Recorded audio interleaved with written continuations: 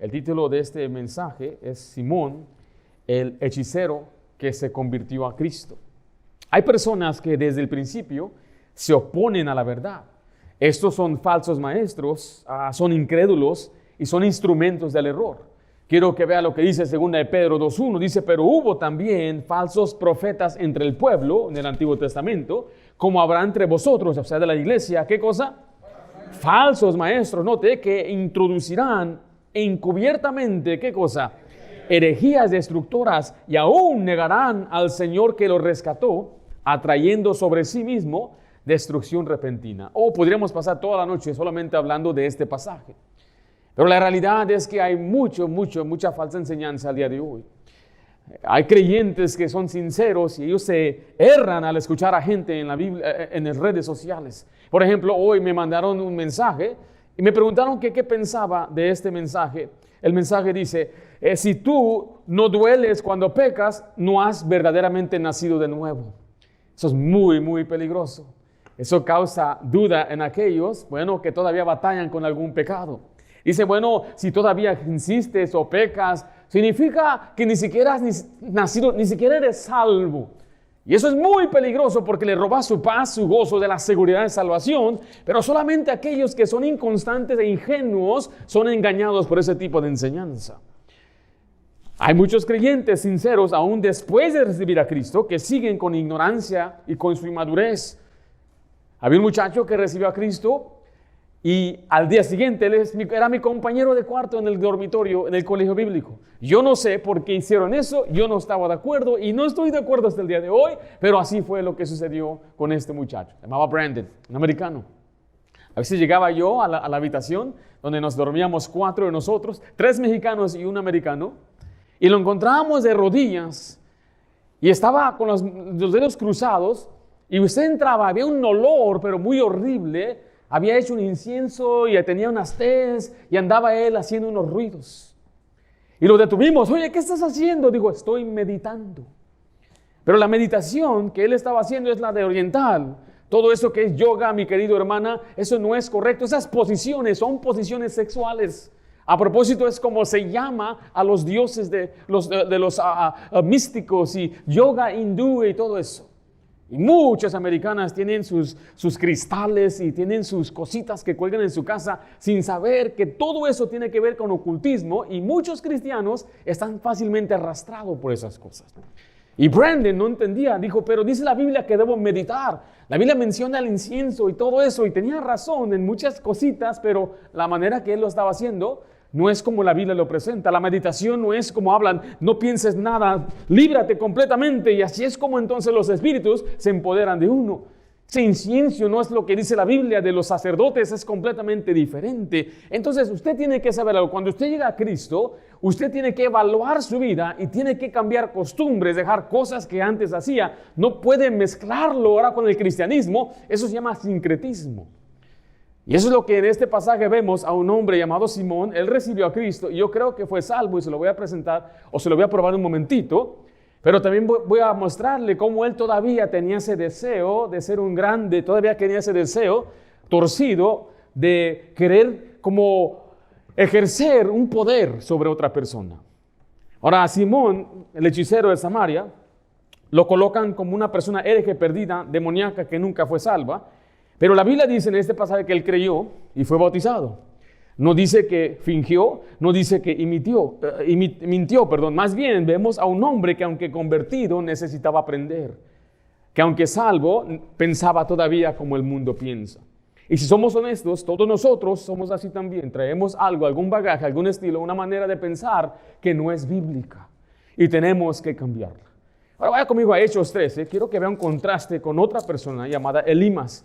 En este versículo, en Hechos 8, a Simón no se le llama un mago y no se le llama hechicero. Le voy a explicar por qué yo le llamé así en un segundo. Pero quiero que vea a una persona que Dios sí le llamó mago. O sea, esa es la narración en la Biblia, y esta persona no es creyente. Hechos 13:6, ¿están conmigo? Y habiendo atravesado toda la isla hasta Pafos, hallaron a cierto ¿qué? Cierto mago, note, ¿falso qué? Falso profeta. ¿Y era qué? Judío. preste atención, usted va a ver que los antagonistas en las Escrituras, siempre que se oponen al Evangelio, siempre son los judíos. Y ese era un falso profeta, y era un mago. Dice, se llamaba Bar Jesús, dice el 7, y que estaba con el procónsul Sergio Paulo, varón prudente. Llamando a Bernabé y a Saulo, deseaba oír la palabra de Dios. A Sergio, el procónsul, el encargado, quería escuchar. Dice el 8, pero le resistía ¿a quién? Elimas es esta persona, el mago, pues así se traduce su nombre, procurando, note, apartar ¿de qué? De la fe al procónsul. Este hombre se oponía directamente al evangelio, este hombre intentaba apartar a otros de la fe y fue severamente condenado por el apóstol Pablo en el versículo 9. Entonces Saulo, que también es Pablo, lleno del Espíritu Santo, fijando en él los ojos, dijo, oh lleno de todo engaño y de toda maldad, ¿hijo de qué? Hijo del diablo, enemigo de toda justicia, ¿no cesarás de trastornar los caminos rectos del Señor?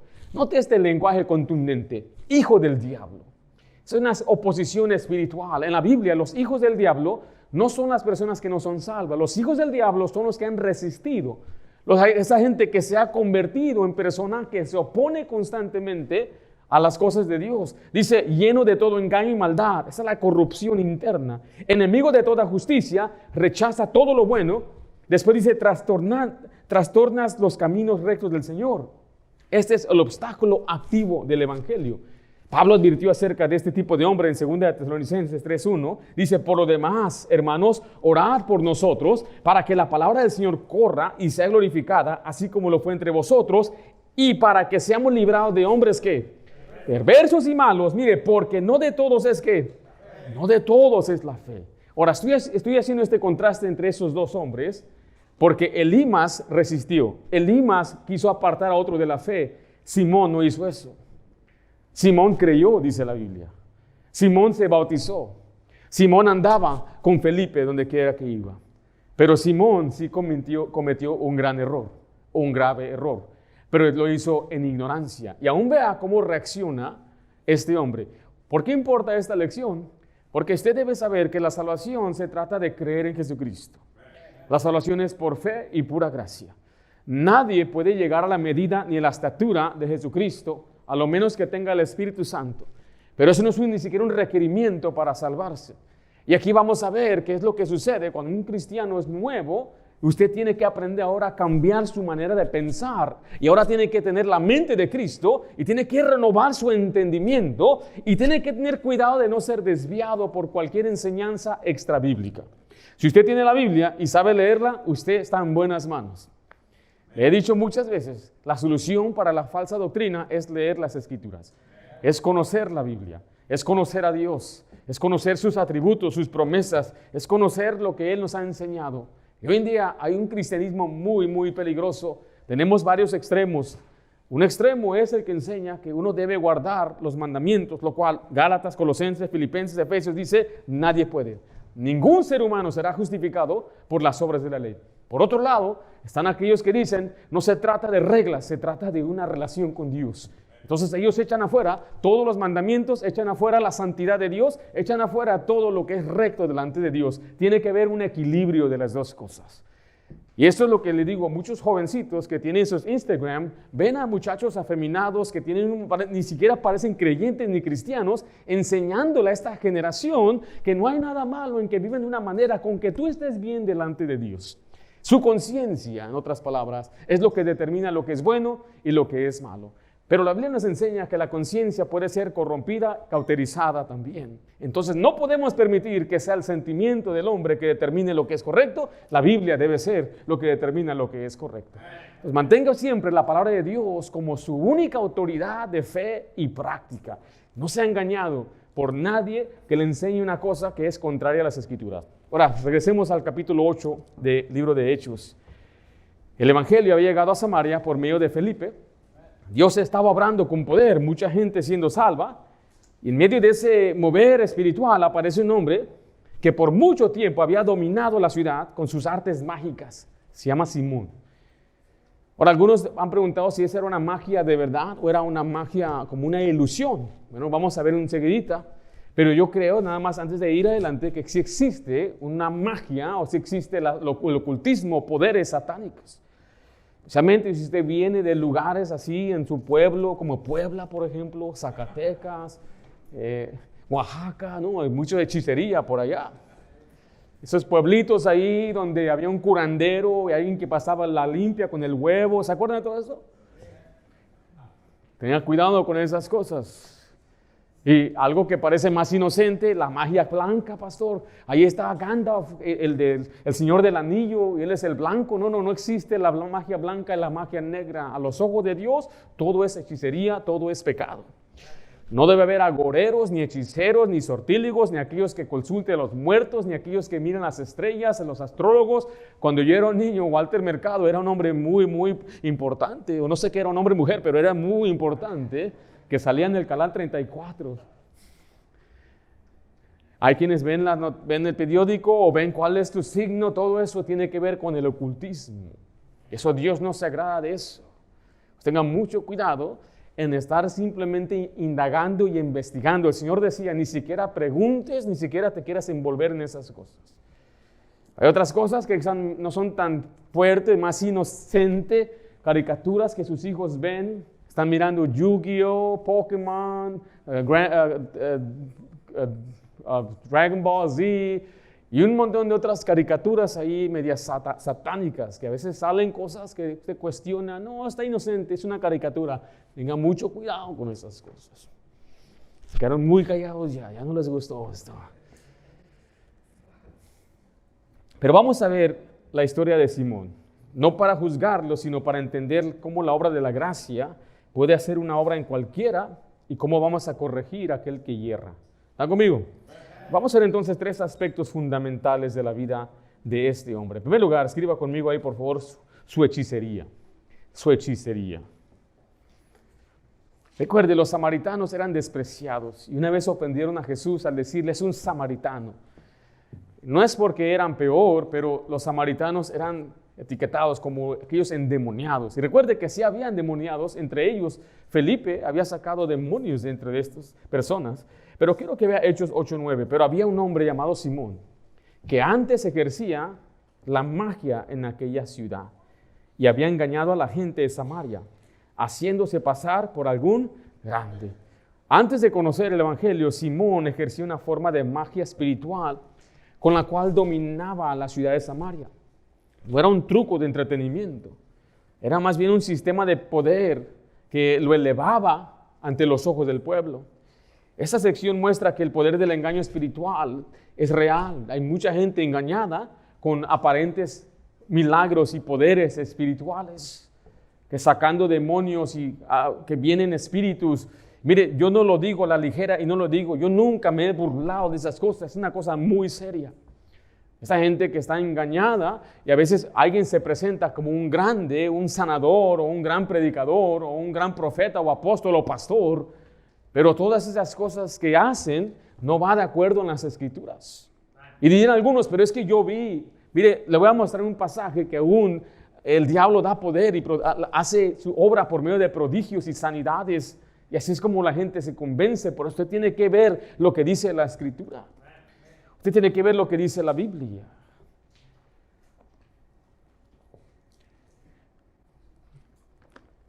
Porque no se debe guiar por su experiencia. Es que yo miré, es que yo oí, es que yo sentí.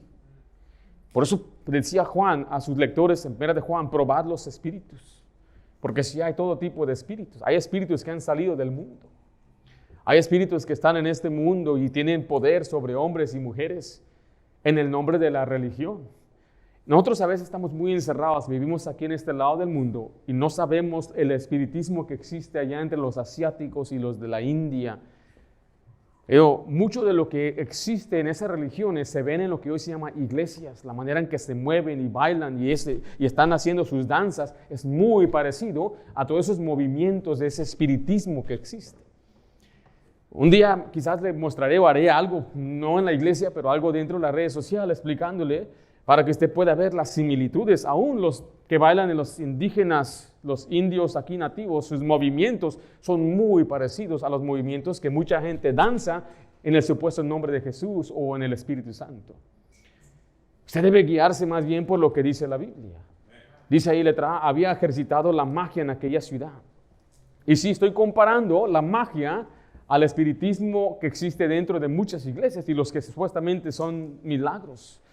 Porque estas son cosas que hacen los hechiceros. Aún aquellos hombres que estaban delante de Moisés y Aarón, junto a Faraón, ellos podían imitar los milagros que hacían Moisés, Aarón con la vara.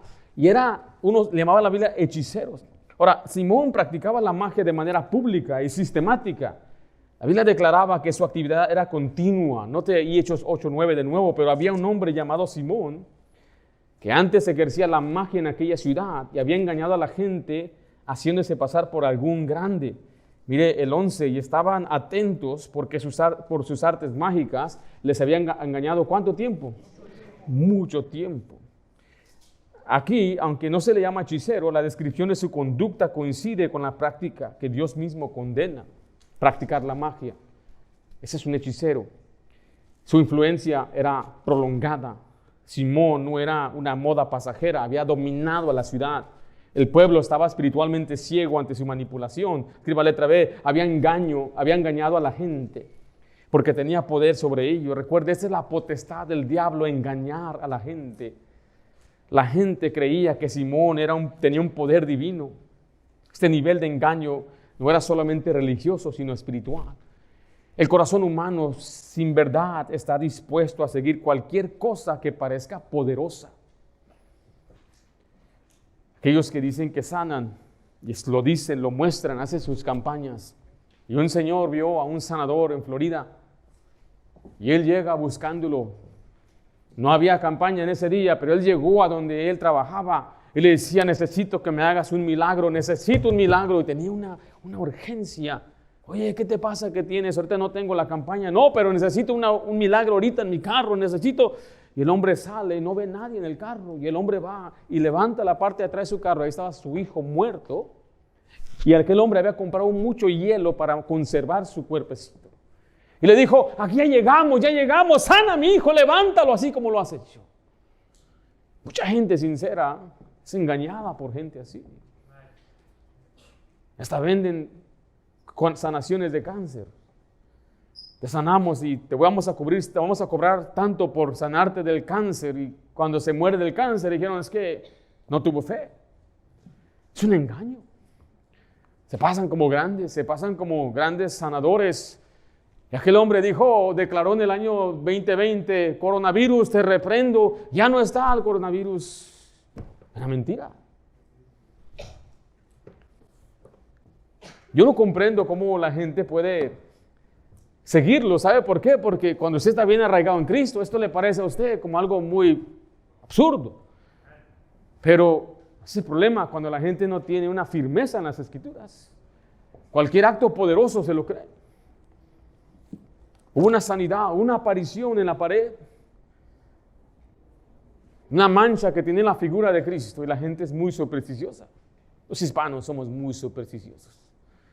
Pasa un gato negro y se asusta, señora, imagínese. Aparece una mancha, Jesús, es Jesús.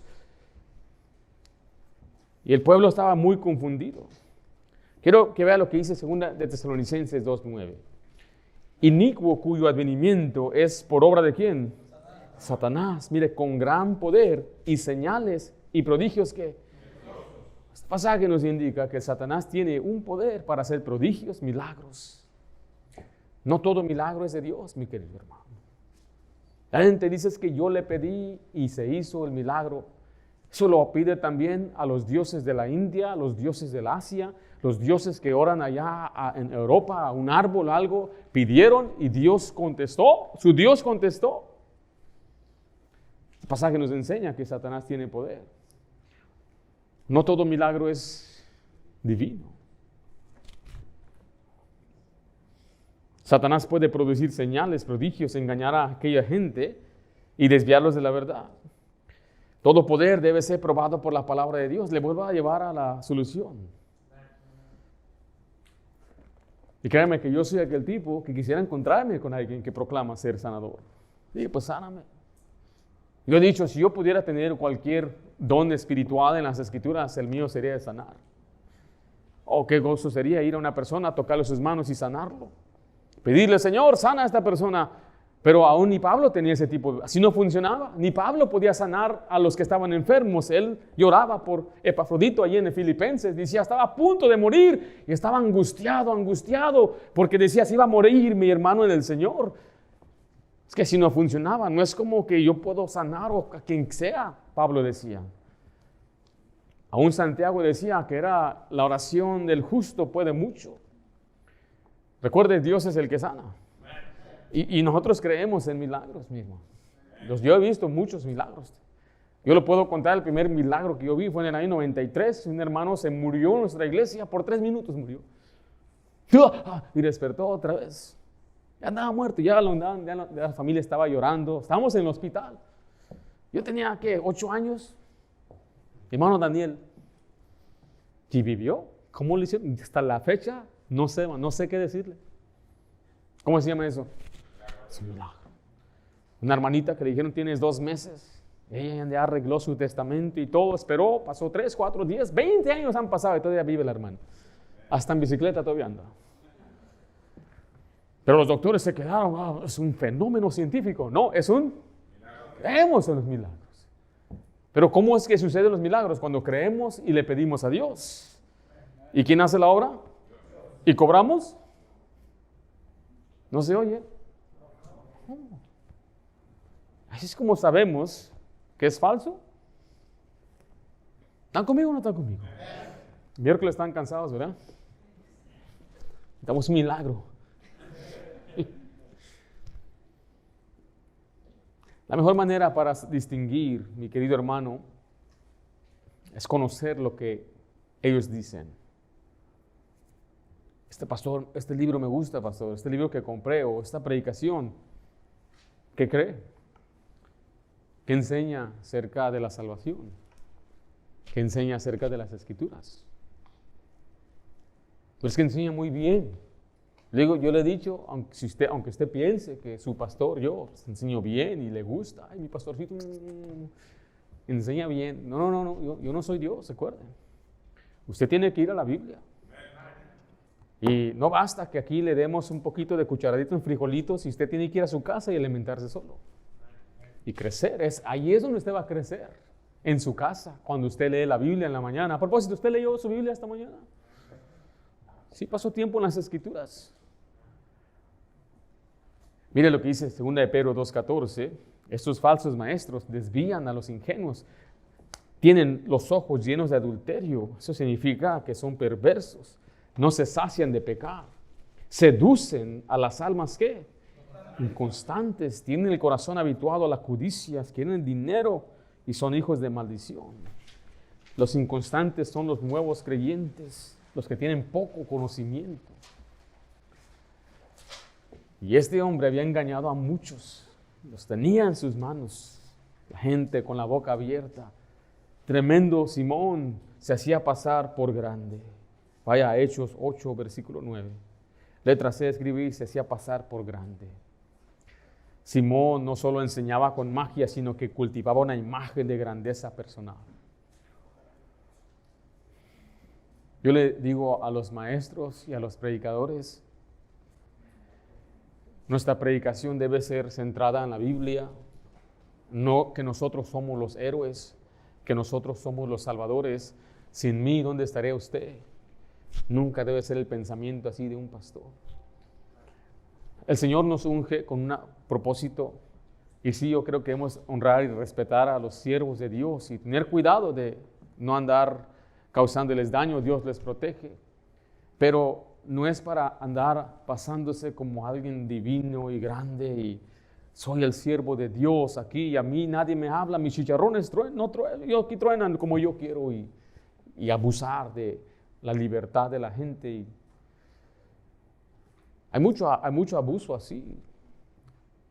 Y usted debe de reconocer que nuestro llamado es a ser siervos. Somos, dice la Biblia, ministros. Se habla de ministro, es un siervo, alguien que sirve. Nuestro servicio principal es orar por el rebaño y enseñarles la Biblia. Debe ser con humildad, que nuestros mensajes sean centrados en las Escrituras. Y este texto dice que él se pasaba por alguien grande. dice el 9, ¿están conmigo ahí? Pero había un hombre llamado Simón que antes ejercía la magia en aquella ciudad y había engañado a la gente de Samaria haciéndose pasar, ¿por qué dice ahí? Por algún grande. Este tipo de actitud es típica en líderes espirituales falsos que se exaltan a sí mismos con discursos presumidos o vocabulario inflado o un deseo de reconocimiento. Ese es lo opuesto a la humildad cristiana. Simón buscaba reconocimiento personal. Note lo que dice 2 de Pedro 2:18. Dice, pues hablando palabras, ¿qué dice ahí? Infladas y vanas, seducen con concupiscencias de la carne y disoluciones a los que verdaderamente habían huido de los que viven en error. Pedro aquí advierte que los falsos maestros no solo engañan con doctrina, sino con su forma de hablar. Porque el falso maestro es gran orador, tremendo orador.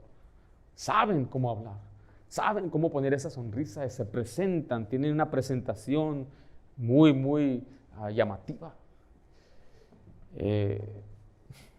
Y saben cómo hablar las palabras correctas. Pero usted nota que cuando ellos hablan, ¿qué es lo que no usan? Usan la Biblia. Nadie tiene que hojear la Biblia en la iglesia. No hay que leer las Escrituras. Tienen que usar una forma de entretenimiento o historias para captivar a la gente. Y tienen muchas tácticas para hacer sentir bien y bonito a la gente. Yo he estado en eventos así, donde emborrachan básicamente a la gente con música. Después de tantas horas ya viene él y da su mensajito de 20 minutos y la gente sale vacío sin las Escrituras, pero bien llenos de emoción. Y eso no es el llamado del predicador. Por eso tengo que repetirle, y esto lo digo porque si usted anhela crecer, necesita una iglesia que le predique las Escrituras, que le enseñe la Biblia. Y usted dice, es que yo me aburro, se aburre porque está mirando tantos comerciales y tantas películas que piensa que la iglesia debe ser igual. Pero en la iglesia usted viene y debe esforzarse para escuchar, venir lleno del Espíritu Santo para recibir la palabra con poder. Y estar dispuesto a llenar su corazón de las Escrituras y estar dispuesto a obedecer la voz de Dios cuando le habla a través de la Biblia.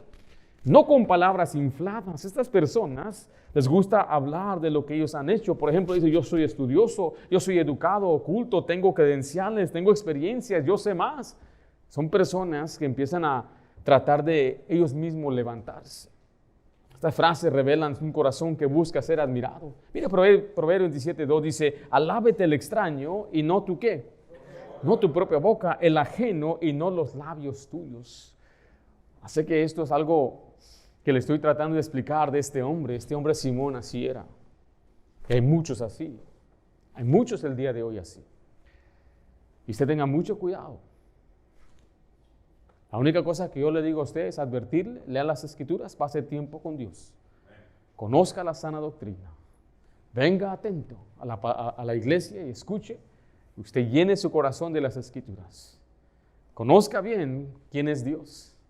Conozca bien quién es Jesús. Pablo decía, yo no me canso de conocer a Jesús. Al fin de conocerle, decía Pablo.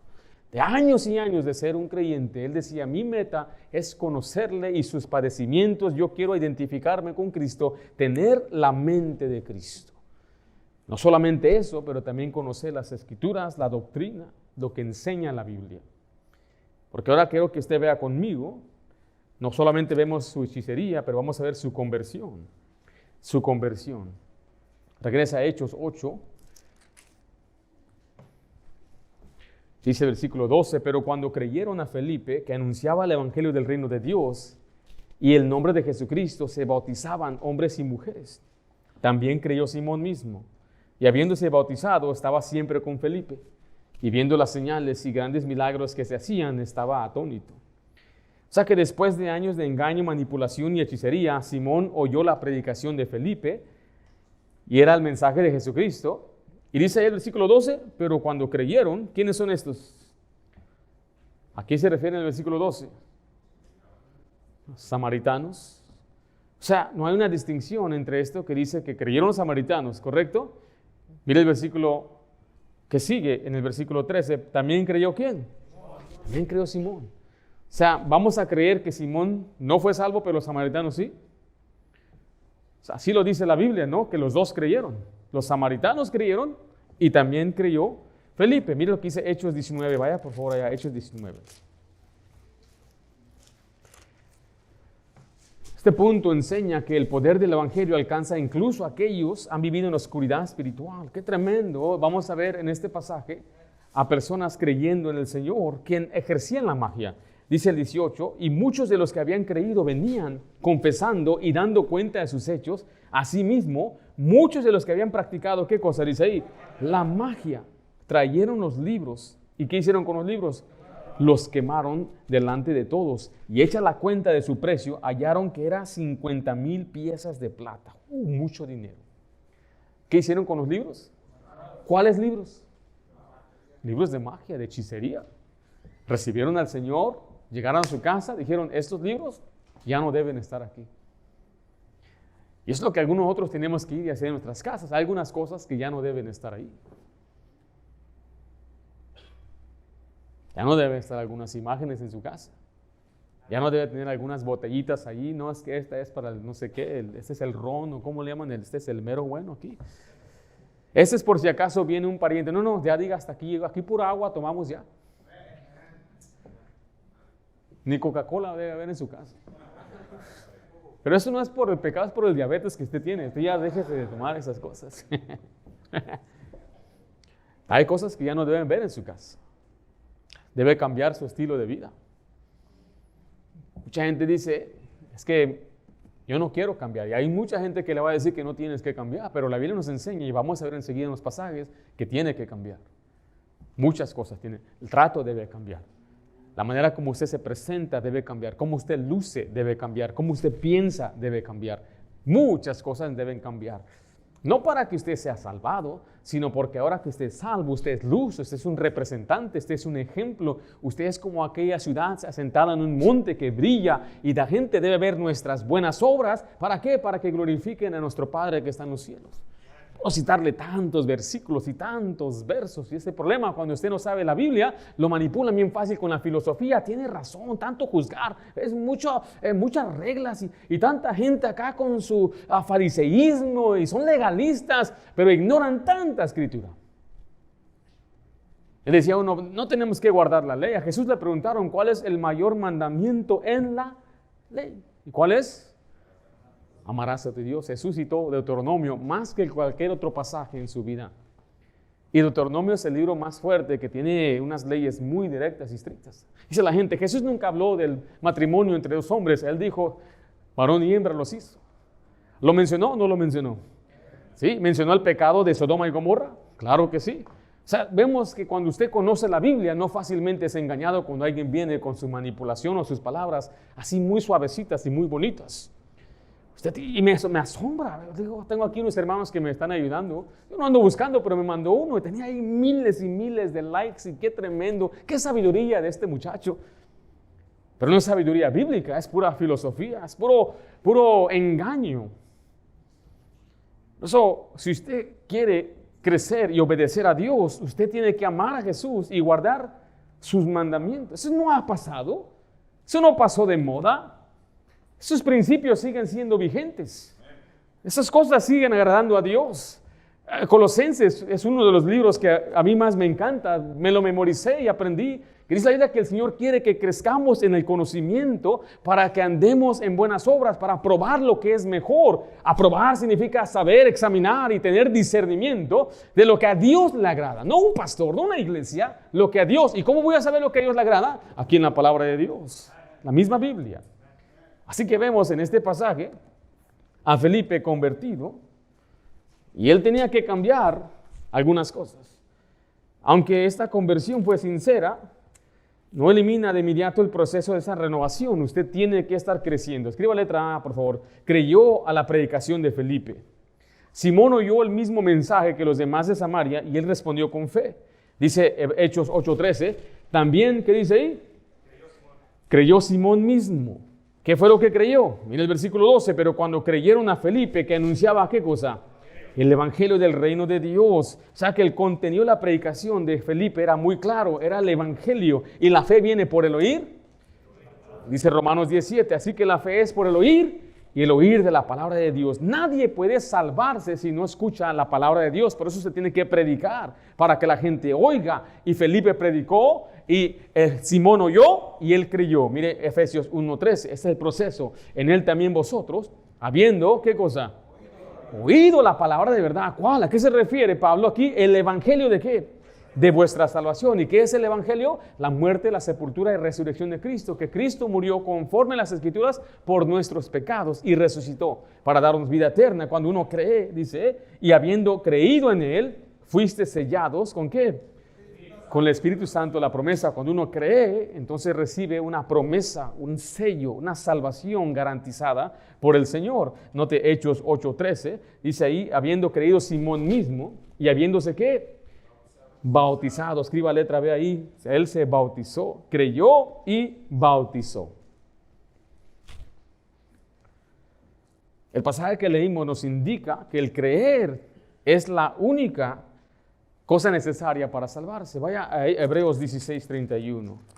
Hay más de 160 pasajes en el Nuevo Testamento que afirman directa o indirectamente que creer, o sea, tener fe, confiar, es el único requisito para ser salvo, sin añadirle obra, perseverancia, ni cambio, ni conducta como condición. Solamente es creer. Le preguntan aquí a Pablo y a Silas qué debo hacer para ser salvo en el 30. La respuesta está en el 31. Ellos dijeron, cree en el Señor Jesucristo y serás salvo tú y tu casa. Vaya a poner de Juan 5 en su Biblia, por favor. Usted debe entonces aceptar el testimonio que Dios ha escrito en su palabra. Este pasaje me encanta, primero de Juan 5. El testimonio que Dios ha dado. Muchos pueden dar testimonio o pueden testificar o pueden afirmar una cosa, pero no interesa lo que uno diga, el hombre diga. Recuerde, lo que importa es lo que dice la Biblia. Cuando vamos a evangelizar, es una pregunta que siempre le hago a una persona. ¿Qué es más importante, lo que uno puede opinar o lo que dice la Biblia? No, pues lo que dice la Biblia es la palabra de Dios. Y le pregunto, ¿usted reconoce que usted es pecador? Bueno, yo no creo que soy tan pecador. Bueno, vamos a ver qué dice la Biblia. Y de acuerdo a las escrituras que dice este pasaje, pues yo soy culpable. Si yo soy culpable y quebranto un mandamiento, ¿me hago culpable? De toda la ley, y ahora estoy bajo condenación. Y le digo a ellos, de acuerdo a la Biblia, ¿usted puede ir al cielo? No, pues no. Ahora que yo reconozco que soy pecador o pecadora, estoy seguro que no puedo ir al cielo porque estoy destituido. Ahora vamos al siguiente pasaje. ¿Qué sucede, doña o señor, si usted muere entonces y no puede ir al cielo? Yo no sé. ¿Qué piensa? No, pues, a ver, dicen allá abajo. Dije, usted dijo, yo no le dije, usted fue lo que usted cree. Bueno, es lo que la gente dice, me dicen a veces. Bueno, vamos a ver qué dice la Biblia. ¿Qué es más importante, lo que la gente dice o lo que dice la Biblia? No, pues lo que dice la Biblia. La Biblia dice que existe un lugar después de la muerte, una conciencia después de la muerte, el lago de fuego, el infierno. Entonces, según las Escrituras, señor, señora, si usted muriera en este momento, ¿a dónde iría? Dicen ellos, bueno, según la Biblia, yo iría al infierno. ¿Crees eso? ¿Creo qué? ¿Crees que eso es verdad? ¿Crees que si mueres en este momento, entonces irías al infierno? Y ahí es entonces donde ellos van a tener que tomar una decisión. Están en una encrucijada. Si ellos me dicen que no creen eso, entonces yo no puedo continuarles a darles el evangelio, porque no lo van a recibir. Pero si ellos dicen, sí, creo eso, y te preocupa mucho, empiezan algunos a temblar. Si uno me dice, a donde Dios me quiera mandar, muy nobles, muy piadosos.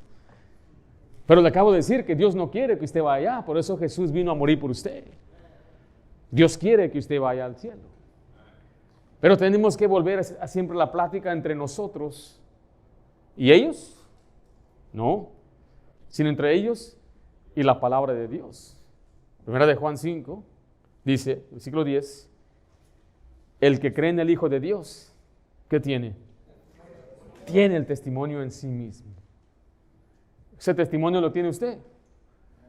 Dice la Biblia en Romanos que su espíritu le dice a mi espíritu, testifica a mi espíritu que soy su hijo. Pero ¿sabe cómo es que el Espíritu Santo me habla a mí? A través de la Biblia. Por eso hay gente que dice, el Espíritu me dijo, no, y el Espíritu me dijo, no, mi querido amigo, no digas eso, y hermano, no escuche a una persona así. Es que el Espíritu me impulsó, no, tampoco. Dios siempre habla a través de las Escrituras.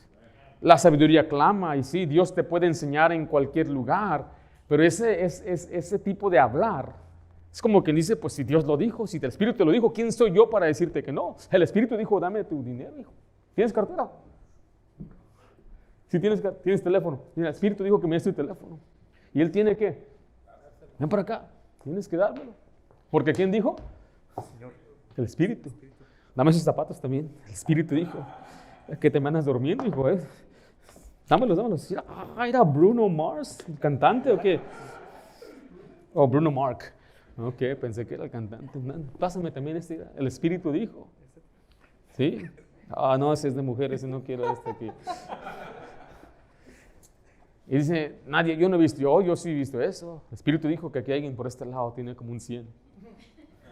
Y ven siempre el que está más arregladito. Yo creo que como por este lado acá está. Porque van por acá, no, acá no tienen. Ya cuando toca el 20 van con él. Es acá como que hay 20 por acá. Y esto puede parecerle a ustedes muy gracioso, pero ustedes estuvieron ahí, ¿o no? Ustedes vieron eso. Es muy triste esa manipulación que el Espíritu me dijo. El Espíritu te habla aquí. Y el Espíritu me testifica a mí en este pasaje. Mira lo que dice el pasaje que estamos leyendo. Hermano Josué, puedes tomar asiento. Tiene el testimonio en sí mismo. El que no cree a Dios le ha hecho mentiroso porque no ha creído en el testimonio que Dios ha dado acerca de su Hijo. Lo que Él mismo dice en las Escrituras. Y este es el testimonio que Dios nos ha dado. ¿Qué cosa? Nos ha dado vida eterna. Y esta vida está en guardar el mandamiento. ¿Correcto? En portarse bien. En perseverar. ¿Esta vida está en qué? Está en su Hijo. El que tiene al Hijo, ¿qué tiene? Tiene la vida. El que no tiene al Hijo de Dios, no tiene la vida. Mi querido hermano, yo estoy fastidiado de escuchar tanta falsa enseñanza. Nosotros que salimos a evangelizar sabemos exactamente lo que referimos.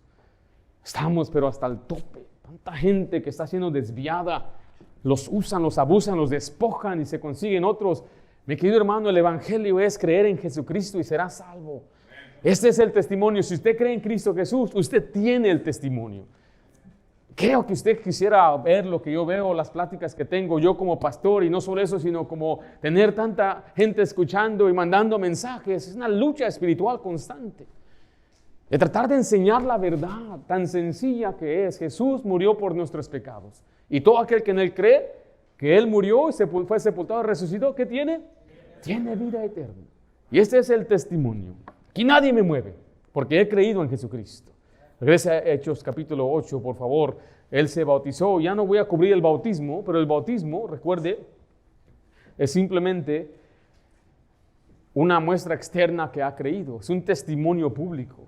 Primera, Hechos 8:13 dice, también creyó Simón mismo, y habiéndose ¿qué? Se bautizó. Vemos el cambio que hubo en este hombre. Letra C, escribe ahí, Esteban estaba siempre con Felipe. Después de recibir al Señor, él siempre estaba con Felipe, se convirtió en su discípulo. Donde quiera que Felipe iba, a él le acompañaba Simón. Hechos 8:13 dice, también creyó Simón mismo, y habiéndose bautizado, ¿qué dice después ahí? Estaba siempre con Felipe. Simón no se apartó, no se desapareció, ahí estaba ya con él. Estaba él buscando comunión, enseñanza y ejemplo. ¿Y qué mejor ejemplo que estar con Felipe? Segunda de Pedro 3:18 dice, antes bien, creced en la gracia y el conocimiento de nuestro Señor Jesucristo. Es lo que cada cristiano debe hacer, debe crecer en la gracia. La gracia es una tremenda palabra en la Biblia. Hay muchas maneras de describir la palabra gracia. La que a mí más me ha gustado es Dios actuando en mi favor. Dios me ayudó. Y somos salvos porque Él actuó en mi favor al enviar a Jesucristo a morir por nosotros.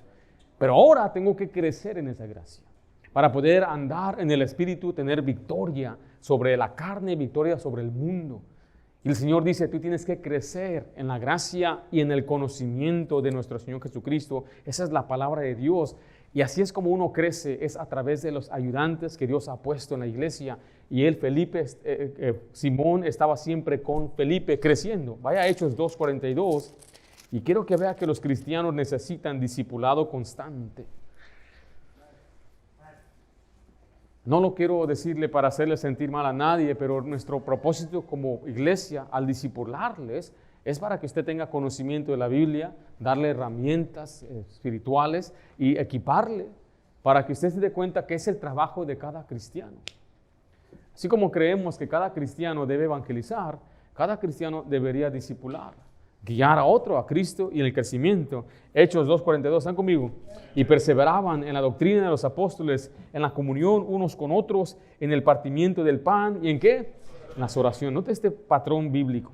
Aquí es donde se fortalece el cristiano, en la doctrina de los apóstoles. Se refiere la doctrina ahora para nosotros de las Escrituras. Los apóstoles son el fundamento de las Escrituras. Cristo edifica sobre ese fundamento lo que se enseñó en las Escrituras. Y necesitamos la comunión con otros cristianos. Necesitamos animarnos, tener amistades cristianas. Necesitamos animarnos en tiempos de padecimiento, en tiempos de enfermedad. Y dice la Biblia ahí, partimiento del pan y las oraciones, orar unos por otros. Así que vemos que estaba él creciendo. Su hechicería, su conversión. Y número 3, aquí vamos la clave de la enseñanza, o lo que marca más bien a Simón, su error. Su error. Hechos 8:14, en adelante vamos a leer. Quiero que usted note lo que no dice la Biblia. Como que no dice la Biblia que él era un incrédulo o no creyó o fue desechado. Vamos a ver más bien su reacción cuando él es reprendido, porque él va a ser confrontado con su error. Hechos 8:14, ¿están conmigo? Cuando los apóstoles que estaban en Jerusalén oyeron que Samaria había recibido la palabra de Dios, enviaron allá a Pedro y a Juan, los cuales habiendo venido oraron por ellos para que recibiesen el Espíritu Santo, porque aún no había descendido sobre ninguno de ellos, sino que solamente habían sido bautizados en el nombre de Jesús. Entonces les imponían las manos y recibían el Espíritu Santo. Cuando vio Simón que por la imposición de las manos de los apóstoles se daba el Espíritu Santo, ¿qué les ofreció? Dinero. Les ofreció dinero. La próxima semana voy a cubrir este pasaje nada más. ¿Por qué es que los samaritanos no recibieron el Espíritu Santo al momento de creer? Ellos habían creído y se habían bautizado. Aunque aquí hay gente que enseña que para recibir el Espíritu Santo debes bautizarte. Pero después vemos otras personas en Hechos 10 que ellos creyeron, no se bautizaron y recibieron el Espíritu Santo. Voy a explicar por qué hay esa aparente inconsistencia en el libro de Hechos. Recuerde, solamente están narrando lo que sucedió. No voy a cubrir hoy esto la próxima semana. No va a ser narración, la próxima semana va a ser más un asunto doctrinal. Sin embargo, Simón vio que ellos le pusieron las manos, oraron y recibieron al Espíritu Santo, y él quiso ese poder y él les ofreció dinero. Este es su error. Escriba ahí, por favor, letra A. Quería comprar el don de Dios. Quería comprar el don de Dios. Simón, impresionado por el poder espiritual que vio en Pedro y Juan, pensó que él podía adquirirlo con una compra para una habilidad o un oficio. Yo escuché que hace unos cuantos, 20, 23 años, se empezaron a vender apostolados. Antes no escuchaba, yo crecí en el Evangelio y no escuchábamos de apóstoles, pero después se empezaron a vender esas posiciones, como quien dice una sucesión apostolado también. No existe la sucesión. En otras palabras, un apóstol no le decía, ahora te dejo en mi lugar, tú eres el nuevo apóstol. No existe eso. Porque los apóstoles en la Biblia tenían que ser testigos oculares. ¿Y cuántos vieron a Jesús? Eran más de 12. En una ocasión, ¿cuántos eran? Eran más de 500 en una sola vez. Y estos 500 eran testigos oculares de que Cristo había resucitado. Ellos eran considerados apóstoles. ¿Por qué fue apóstol Pablo? Pablo vio a Jesús. Claro, él estuvo ahí presente cuando lo acusaron y cuando lo mataron. Y él estuvo ahí cuando mataron a Esteban. Él vivía en Jerusalén, era un fariseo, él estaba presente. Pero Jesús se le apareció a él varias veces después de su resurrección. Y lo envió a ser el apóstol a los gentiles. Le estoy diciendo todo esto porque él pensaba, Simón quizás pensaba, que era una posición o un poder, una habilidad que él podía comprar. Note una vez más Hechos 8:18, cuando vio Simón que por la imposición de las manos de los apóstoles se daba el Espíritu Santo, les ofreció ¿qué? Dinero, diciendo, dadme también a mí este poder para que cualquiera a quien yo impusiera las manos reciba ¿qué? El Espíritu Santo. No hay nada malo en verdad en sus intenciones, o sí. Él anhela simplemente hacer lo que los apóstoles estaban haciendo. No dice la Biblia que él buscaba hacer lucro, lo que más bien él le estaba ofreciendo dinero para que le dieran ese poder. ¿Por qué? Porque es lo que él había aprendido antes de ser creyente. Miraba a un mago hacer algo, oye, te pago para que me enseñes a hacer lo que tú haces. Pero ese no era el caso en el cristianismo, no incluye estas cosas. Desde el Señor no hace esto. Hay muchos cristianos Y hay mucha gente también que no es cristiana, que hace cosas en el mundo sin saber que lo que están haciendo es malo. Por ejemplo, Pablo era uno de ellos. Mira, Timoteo 1:13 dice, habiendo yo sido antes que blasfemo, perseguidor e injuriador, mas fui recibido a misericordia, porque lo hice, ¿por qué? Por ignorancia, en incredulidad. O sea, yo pienso que ese era el asunto de este hombre Simón. Era ignorante de muchas cosas que no se podían hacer. Y es lo mismo que usted debe reconocer. Y ese es el problema también, por ejemplo, de los músicos del día de hoy. Yo tengo un video, mi hermano, donde los músicos están diciendo, nosotros no aprendimos teología, no conocemos la Biblia, nosotros somos músicos. Necesitamos que los teólogos nos enseñen a nosotros qué es lo que debemos decir o cómo cantar. Eso es precisamente lo que tiene que reconocer, que cuando una persona es salva, no dice, bueno, antes en el mundo yo hacía esto, ahora en el cristianismo lo voy a hacer. No, no existe esto. Y es exactamente lo que sucede con la ignorancia cuando vemos que las cosas son diferentes dentro de la iglesia. Lo puede aplicar de muchas maneras. En el mundo, ¿cómo lideraba el hombre a su hogar? Aquí a puros mando y aquí yo mando y aquí golpeo, pero en el cristianismo no es así. El liderazgo en el hogar no es de golpes, el liderazgo cristiano no es de maltrato ni amenazas. El liderazgo cristiano es una sujeción voluntaria donde la mujer, ella voluntariamente se sujeta. Y se sujeta a un hombre espiritual, a un hombre que ella admira y lo ve como un hombre de Dios. Y dice, yo sigo a este hombre porque él sigue a Dios. Y ella estaría dispuesta a colocarse, escuche, voluntariamente. No puede decir, sujétate mujer. No, no puede hacer eso. Eso está contradiciendo la palabra de sujeción. ¿Sí me explico? Me preguntaron una vez a mí, ¿por qué no se sujeta a mi esposa a mí? Y él pensaba que iba a dar un regañón a su esposa, pero el problema es el hombre. Siempre es el hombre. Porque el hombre debe simplemente seguir a Dios, amar, darle un buen ejemplo y orar por su esposa. Y eso que usted ahora conoció a su esposa sin Cristo, ella también tiene que aprender. Y tiene que darle también su tiempo. Y si hay heridas, tiene que sanar. Y toma mucho tiempo para reparar mucho daño que se hizo sin conocer a Cristo. Pero ¿qué tiene que hacer el hombre? Ser paciente, amar a Dios, tratarla con amor. Dice la Biblia que debemos amar a nuestras mujeres como Cristo amó a la iglesia y entregarnos por ellas y estar dispuestos a darnos. Yo me rompo la espalda por mi esposo. Yo vivo por mis hijas y yo hago todo lo posible para que ellas tengan todo lo que necesitan. Yo las protejo, las amo, las quiero, oro por ellas, paso tiempo con ellas, les enseño la Biblia y ellas van a responder, este es un hombre espiritual. Este hombre sabe lo que está, Dios escucha su oración. No, yo voy a seguirlo a él. Así es como cambia entonces la manera en que gobernamos nuestras casas. No hay amenazas y no hay gritos en la casa de un cristiano, a lo menos no debería ser así. Y la mujer empieza a ver las escrituras, y hay mujeres que son muy humildes y dicen, mira nomás, tengo que respetarlo, no, hombre, eso está duro. Sí dijo respetar, pero ¿qué diría el griego? Sería otro significado, ¿no? Y no dice respétalo si lo merece, no dice eso, tiene razón, porque no lo merece, déjenle digo la verdad, no lo merece, dice ella. Y sí, es muy posible que no lo merezca, pero aún está ahí. Tiene razón. Ay, Efesios, ¿para qué estás ahí? Ya sé, era otro tipo, es cultural. Usted puede buscar maneras de zafarse de esas cosas que Dios ha puesto. Pero un hogar que es verdaderamente feliz requiere que sea, en su contexto de Efesios 5, llenos del Espíritu Santo. Que cada quien esté sometiéndose al Espíritu Santo. Yo me someto a Dios en el Espíritu, a amar a Dios, a crecer y amar a mi esposa como Cristo amó a la iglesia, no porque ella es digna, porque es la iglesia digna del amor de Cristo. No somos dignos del amor de Cristo. ¿Cuánto le fallamos al Señor? Y aún así nos ama. Yo tengo que amarla y tengo que ser paciente, así como mi Dios es paciente, y cuidarla con ternura. Y la amo y la quiero. Aunque ella no me quiera, la iglesia a veces no quiere a Cristo. La iglesia falla a Cristo.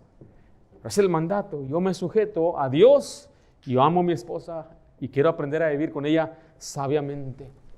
Eso es duro. Vivir sabiamente con una persona de diferente género es difícil. Algunos ya lo saben, ¿verdad? Algunos recién casados vienen por allá, están dando cuenta que somos diferentes. Un libro de mi mamá tenía un zapato de un hombre y un zapato de una mujer. Nunca lo leí, pero me acuerdo bien el título. Decía, ¿por qué somos diferentes? Sí, es verdad. ¿Los hombres se olvidan los cumpleaños o no?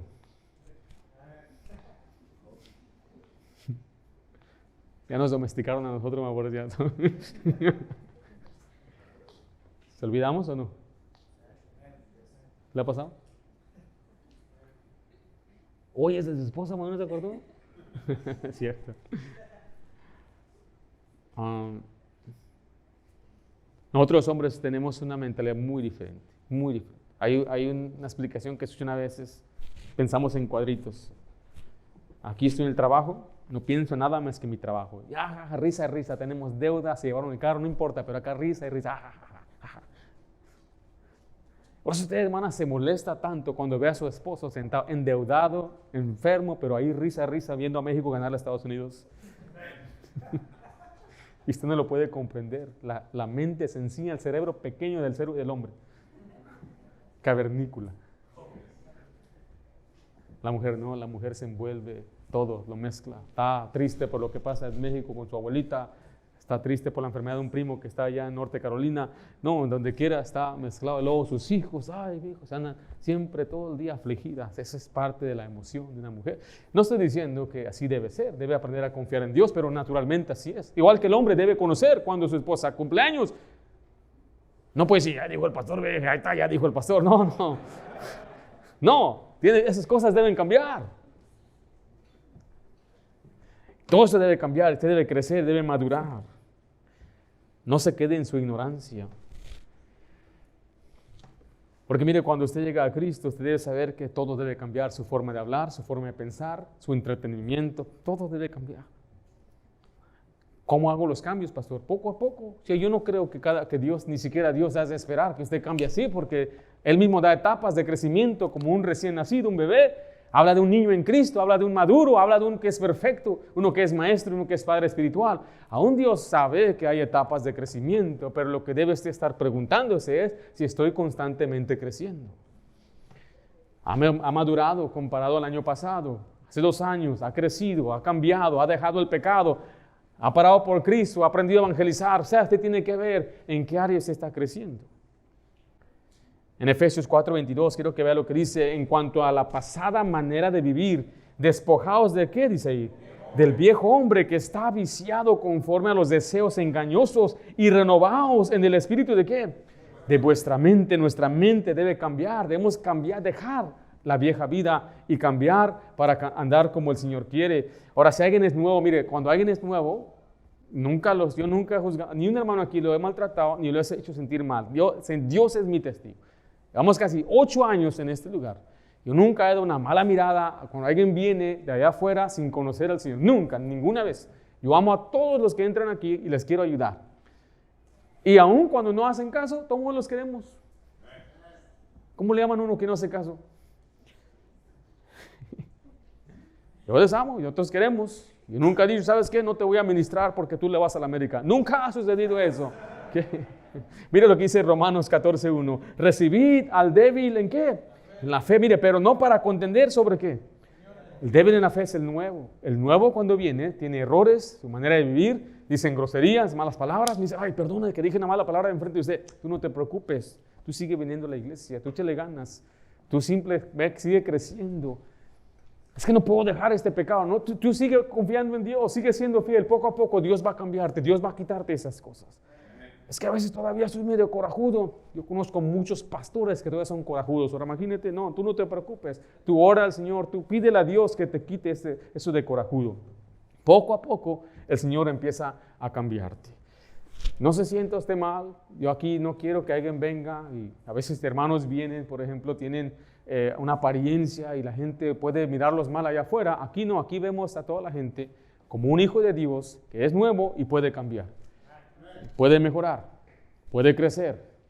Va a haber predicación dura, va a haber predicación directa, pero no son ataques. Nunca lo tome como un ataque, tómelo como una exhortación, una amonestación para ayudarle a crecer. Hoy no voy a cubrir algunas cosas para que nadie se me enoje conmigo. Letra B, la reprensión de Pedro. La reprensión de Pedro. Pedro lo reprendió. lo confrontó con dureza.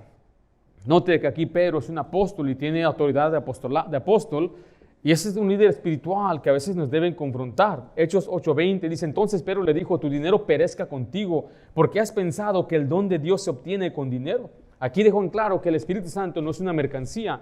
Las cosas espirituales no se venden. No podemos vender nada en la iglesia que debe ser gratuita. No debemos decir, ven a la iglesia y te doy un premio, acepta a Cristo, te doy un premio, bautízate, te voy a dar un premio. No, todo esto debe ser gratuito. Ni venderlo, ni manipularlo, ni atraerlo. No hay mercancía. Todo esto debe ser de gracia. De gracia recibiste, de gracia debes dar. Hechos 8:21 dice, no tienes tu parte ni suerte en este asunto, porque tu corazón no es recto delante de Dios. Pero aquí no cuestiona su salvación, lo que cuestiona es su motivación. Quiero que vea lo que dice Filipenses 1:15. Algunos a la verdad predican a Cristo por envidia y contienda, pero otros ¿de qué? De buena voluntad. Mire lo que dice Pablo aquí. Los unos anuncian a Cristo por contención, no sinceramente, pensando añadir aflicción a mis prisiones. Está diciendo, hay gente que evangeliza no porque aman a Dios, sino lo hacen por las cosas incorrectas, para añadirme dolor. Dice el 17, pero los otros por amor, sabiendo que estoy puesto para la defensa del evangelio. Ahora note que Pablo muestra que algunos predicaban con buenas intenciones, o sea, hablando de Cristo, pero con motivos equivocados, envidia, contienda y ambición terrenal. En las cosas de Dios tenemos que tener mucho cuidado, porque quizás usted dice, no, yo quiero evangelizar, pero después se convierte en una competencia. Entonces podemos decir que el motivo es correcto, pero ya después la intención ya es mala. ¿Sí me estoy explicando? Aún cuando eres un predicador, Dios te empieza a obrar y empieza a ser conocido y empieza a tener fama y puede ahora ser su mala intención. Su motivación sigue siendo la buena, que es predicar a Cristo, pero la intención es la equivocada. Y esto fue lo que le sucedió. Quizás a este hombre tenía buena motivación, pero mala intención. Hechos 8:22, mire lo que dice ahí. Arrepiéntete pues de tu esta maldad y ruega a Dios, si quizás te sea perdonada el pensamiento de tu corazón. Porque en hiel de amargura y en prisión de maldad veo que estás. Pedro llama a Simón a confesar y abandonar su pecado. Le dice que él tiene que arrepentirse. Esto muestra que el pecado de un creyente puede ser grave, pero Dios puede perdonarlo. Vamos a ver cuál fue la reacción de Simón. La reacción de Simón. Quiero que note que su respuesta no fue arrogante ni fue defensiva. Es más, dice el versículo 24, respondiendo entonces Simón dijo, rogad vosotros por mí al Señor, para que nada de esto que habéis dicho venga sobre mí. Note que no se justifica delante de Pedro ni lo ataca. Más bien él reconoce ahora que él está mal y le dice, ora por mí. Proverbios 9:8 dice, no reprendas al escarnecedor para que no te aborrezca. Corrija al sabio, ¿qué dice ahí? Te amará. Y él reconoce su error y pide oración. Proverbios 15:32 dice, el que tiene en poco la disciplina, menosprecia su alma. Mas el que escucha la corrección, ¿qué tiene? Entendimiento. Es una actitud de humildad. Y aquí vemos entonces que no fue excomulgado ni fue tratado como un hereje. En Hechos 8:24 dice, respondiendo entonces Simón, dijo, rogad vosotros por mí. Vaya, por último pasaje en Gálatas 6:1, dice, hermanos, si alguno fuere sorprendido en alguna falta, vosotros que sois espirituales, restauradle con espíritu de ¿qué? Mansedumbre, considerándote a ti mismo, no sea que tú también seas tentado. A pesar de ese error, recuerden, no fue excomulgado, no fue tratado como un hereje, sino que le ayudaron a restaurarse. Ahora, ¿qué pasa si alguien se le enfrenta con una falsa doctrina y no quiere cambiar? Ahora bien, recuerda, hay diferentes tipos de doctrinas. Existen las doctrinas destructoras o las herejías destructoras. Yo he dicho muchas veces, yo no busco gemelos, ni que todos crean como yo creo. Hay quienes podemos tener diferentes posturas del fin del mundo, de la resurrección de Cristo, de ángeles, o sea, detalles pequeños. La resurrección es cuando resucitó, fue el domingo, pero ¿cuándo murió? Algunos dicen fue el jueves, otros que el viernes, algunos que el miércoles. Para mí eso no es un punto de debate o de pelear. Podemos tener una plática. Pero si usted viene y dice, yo creo que la salvación se puede perder, eso ya es una herejía destructora. Si usted viene en nuestra iglesia y dice, Dios te eligió antes de la fundación del mundo, para mí eso es una herejía destructora. No lo toleraría en esta iglesia. Entonces te enfrentaría, platicaría con usted, y si usted no quisiera escuchar esto, Tito 3:10 nos dice exactamente lo que debemos hacer. Al hombre que cause divisiones, después de una y otra amonestación, ¿qué dice ahí al final? Deséchalo. Deséchalo significa, tienes que correrlo, excomulgarlo. La unión o la unidad doctrinal de una iglesia es muy importante. Como iglesia hemos estipulado una estructura de liderazgo, pero también una declaración de fe. Somos una iglesia bíblica, bautista, fundamental, con un propósito. No es un capricho, no es nada más un nombre que suena bonito, tiene un propósito doctrinal, una postura doctrinal. No se trata de personalidades, que otro pastor también lo es, o aquella no, eso no interesa. Lo que interesa es que Cristo es la cabeza de esta iglesia. La Biblia es la única autoridad. Y si una persona no está de acuerdo con las Escrituras, especialmente con, por ejemplo, la doctrina del Espíritu Santo, la salvación, el bautismo, después de una amonestación, ¿qué dice Tito? Pablo le dijo a Tito, deséchalo. ¿Desecharon a Simón? No. ¿Qué hizo Simón? Se arrepintió. ¿Por qué le estoy explicando todo esto? Porque él era un hechicero que se convirtió y aún siendo convertido tenía errores. Y eso nos va a pasar a muchos de nosotros. Podemos ser salvos, podemos seguir a Cristo, podemos tener la salvación, pero aún tener errores. ¿Y cómo se rectifican los errores? Con la palabra de Dios o con una amonestación. Pero el propósito es que todos debemos seguir creciendo en la gracia y en el conocimiento de nuestro Señor Jesucristo. La próxima semana continuaremos con el estudio que les dije acerca del Espíritu Santo y la imposición de manos. Oremos. Padre, damos gracias por tu palabra. Te pedimos que bendiga, Señor, a cada uno de nosotros, que nos demos cuenta lo importante que es reconocerte en todos nuestros caminos y saber que no hay otra forma de agradarte sino que guardar tu palabra. Que nos demos cuenta, Padre, que tú eres un Dios santo, eres un Dios justo y recto. Que nosotros decidamos, Señor, seguir las sendas por amor a ti. Te pido en el nombre de Cristo Jesús. Amén.